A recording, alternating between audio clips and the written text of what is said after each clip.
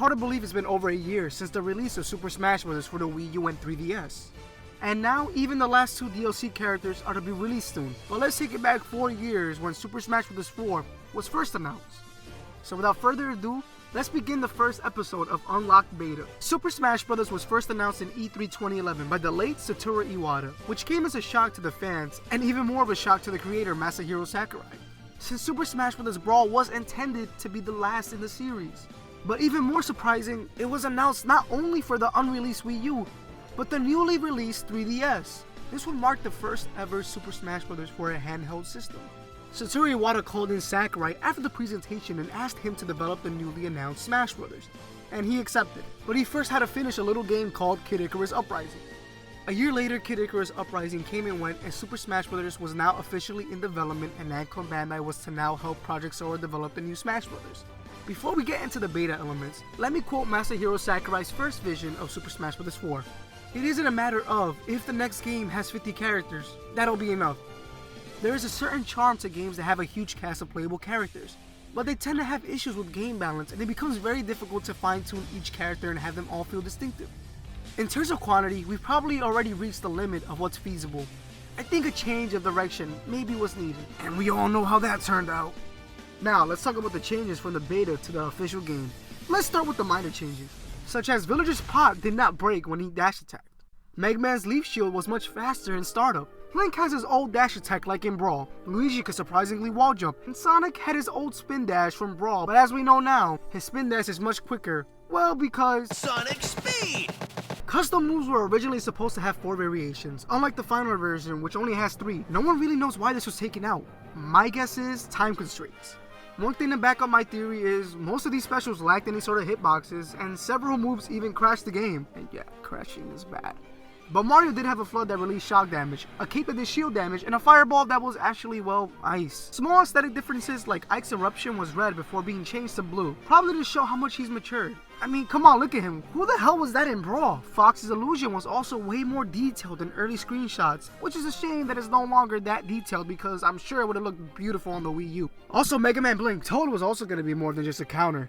He was finally going to be a background driver for the Mario Kart stage for the Wii U. Yay.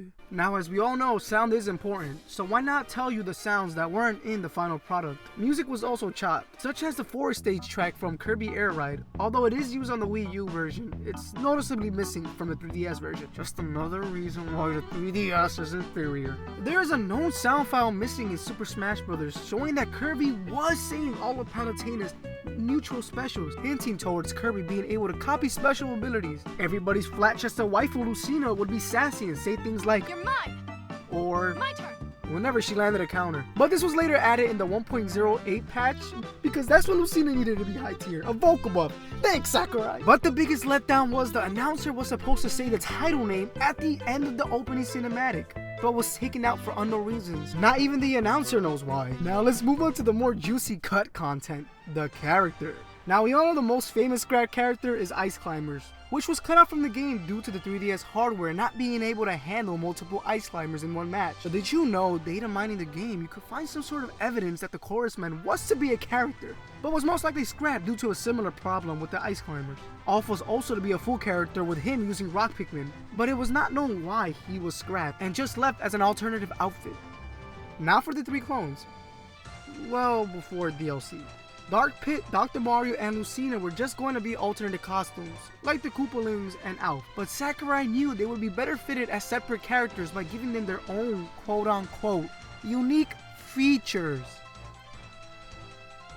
such as Lucina's sword dealing equal damage along the blade, Doc's pills, down air, and down B, and Pit's electroshock. Cause you fans were ungrateful, Sakurai had to make a response in his daily Meevos post, where you can see the progress and development of the game, in which he posted, whenever there's even a small difference in abilities, that character gets an actual roster slot.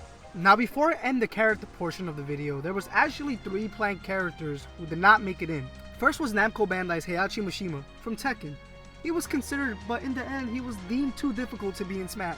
Next up, Takamaru, but due to fan familiarity, he was cut off. Not surprised there. Chrom was considered, but was thought to be too similar to Ike. So he's just Robin's Final Smash. Whoa. Oddly enough, there was actual stages that were cut and were not put as DLC. Like a stage for Brain Age called Brain Training, which is the name for Brain Age in Japanese. Diary and Plankton are also names of stages that were cut. Diary is assumed to be a 3DS exclusive stage, based on the now shut down app, Swap Note, and we all know how that ended.